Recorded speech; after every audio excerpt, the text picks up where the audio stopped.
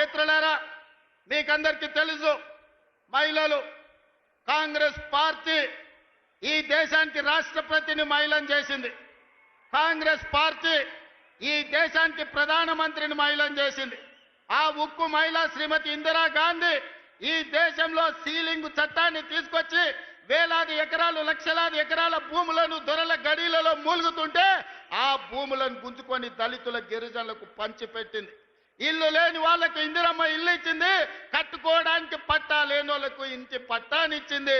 దున్నుకునే వాడికి భూమి లేకపోతే దున్నేవాడికి భూమి అని గ్రామాలలో 25 లక్షల ఎకరాల భూమి ఇవాళ ఇందిరమ్మ ఇచ్చింది.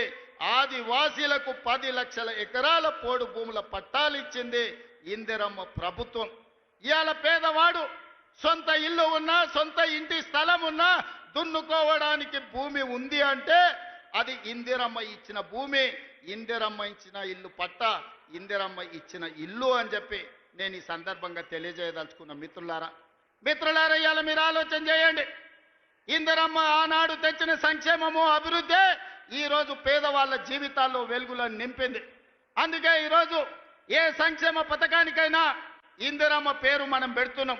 హైదరాబాద్ నగరంలో పేదవాళ్లకు 5 రూపాయల భోజనం పెట్టాలని, పేదవాళ్లకు కూలి పోయే వాళ్లకు పొద్దున్నే టిఫిన్ చెయ్యడానికి క్యాంటీన్లు పెట్టి ఇందిరమ్మ పేరు పెడితే ఈ తలమాచిన దద్దమ్మలు సోయిలేనోళ్ళు ఇందిరమ్మ పేరు పెడతారా అని ధర్నా చేసిరు.